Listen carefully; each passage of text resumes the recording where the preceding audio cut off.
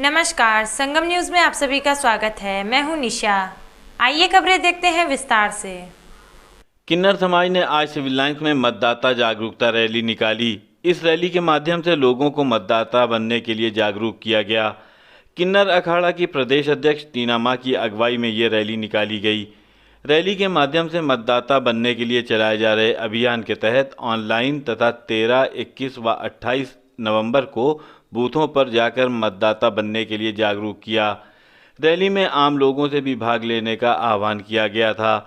छठ पूजा के कारण शहर में होने वाली भीड़ को देखते हुए रैली के लिए मंगलवार का दिन चुना गया था।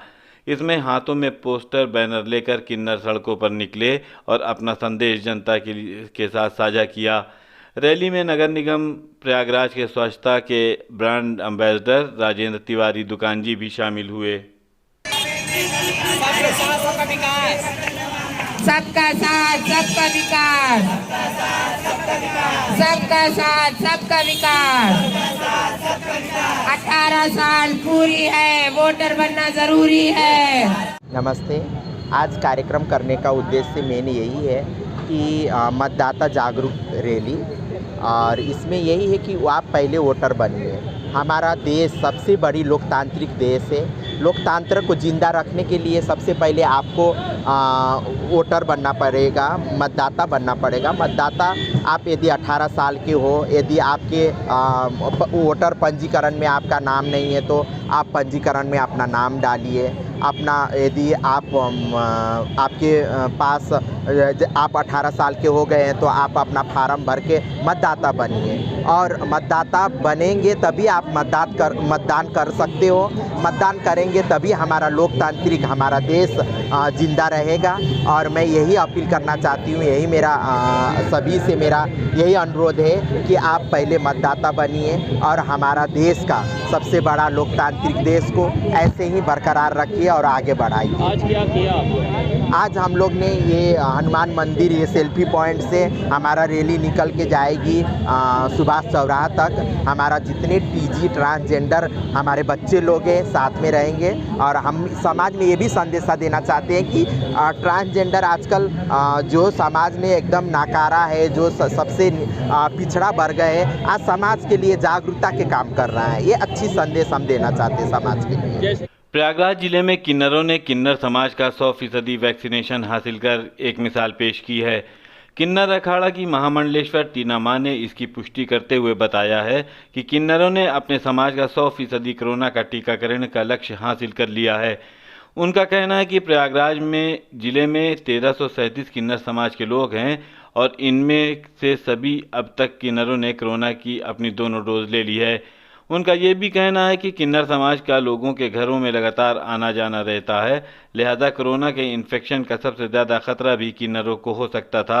इसलिए आपस में मिल बैठकर किन्नरों ने ये फैसला किया है कि सबसे पहले वो अपना कोरोना वैक्सीनेशन कराएंगे, उसके बाद दूसरों के घरों में बधाई या अन्य तरह के कर्मकांड में अपना तोहफा देने या लेने के लिए जाएंगे। किन्नरों का ये वैक्सीनेशन का रिकॉर्ड अपने आप में एक महत्वपूर्ण बात है, जिसमें महिलाओं और पुरुषों को भी जागरूकता में काफ़ी पीछे छोड़ दिया है। जागरूकता दिखाई, 100% वैक्सीनेशन कराया है, क्या कहना चाहेंगे इस पर? हाँ बिल्कुल, ये तो होना ही चाहिए था। ये हमारे स्वास्थ्य के लिए है, और हमारे किन्नर समाज ने सबने, हमारे किन्नर बच्चों लोग ने वैक्सीनेशन करा चुकी है, और सरकार की अपील है तो उनको हम लोग साथ देते हुए आगे बढ़ते हुए देश के विकास के लिए, स्वास्थ्य के लिए हम लोग काम कर रहे हैं। जैसे बहुत से किन्नर वर्ग के लोग अभी भी पिछड़े हैं, जैसे आज आप जागरूकता अभियान चला रहे हैं, उनको क्या मैसेज देना चाहेंगे, उनसे क्या संदेश देना चाहेंगे कि वो भी जागरूक हों और आगे बढ़ चढ़ कर? जी, हम यही चाहती हूँ कि जो भी किन्नर बच्चे लोग पढ़ नहीं पा रहे हैं, जो भी किन्नर लोग के पास वो सुविधा नहीं पहुँच पा रही है, तो धीरे धीरे आप समाज बदल रही है, समाज के नज़रिया बदल रही है, तो सब धीरे धीरे, एक ही बार तो कुछ भी सही होने वाला नहीं है ना। जो इंसान पटरी से जब रेलगाड़ी गिर जाती है तो धीरे से ही पटरी में आती है। तो अब जब हम समाज से थोड़ा अलग है तो अब धीरे धीरे हम लोग समाज के मुख्य धारा में आ रहे हैं। जैसे हम लोग काम कर रहे हैं, जैसे हम ही किन्नरों के लिए कितना काम कर रहे हैं, तो धीरे धीरे हो रही है। बिल्कुल। डीएम प्रयागराज ने आज संगम क्षेत्र सहित अन्य स्थलों का भ्रमण कर छठ पूजा की तैयारियों का जायजा लिया। जिलाधिकारी ने छठ पूजा के अवसर पर घाटों पर सभी आवश्यक व्यवस्था चुस्त दुरुस्त बनाए रखने के निर्देश दिए। जिलाधिकारी संजय कुमार खत्री ने संगम क्षेत्र, बलवा घाट सहित अन्य स्थलों का भ्रमण कर छठ पूजा की तैयारियों को देखा। जिलाधिकारी ने संगम क्षेत्र सहित अन्य स्थानों पर छठ पूजा के अवसर पर घाटों पर प्रकाश, साफ सफाई और समुचित व्यवस्था सुनिश्चित किए जाने का निर्देश दिया है। उन्होंने घाटों पर प्रकाश की समुचित व्यवस्था के लिए हाई मास्क लगाए जाने का निर्देश दिया है। उन्होंने गहरे पानी की सीमा पर बैरिकेडिंग एवं जल पुलिस के साथ साथ गोताखोरों की भी तैनाती सुनिश्चित किए जाने का निर्देश दिया है। जिलाधिकारी ने नाव की चेन बनाए जाने के लिए कहा है, जिससे कि लोग गहरे पानी में न जाने पाएं। छठ पूजा के अवसर पर जेटी की भी व्यवस्था कराए जाने के लिए कहा गया है। जिलाधिकारी ने छठ पूजा के अवसर पर होने वाली संभावित भीड़ के मद्देनजर समुचित जानकारी दिए जाने के लिए पीए सिस्टम की भी व्यवस्था सुनिश्चित किए जाने का निर्देश दिया है। छठ पूजा के अवसर पर संगम व अन्य क्षेत्रों में पार्किंग एवं यातायात की समुचित व्यवस्था कराए जाने के निर्देश दिए हैं, जिससे कि पूजा में सम्मिलित होने वाले लोगों को किसी भी प्रकार की असुविधा न हो।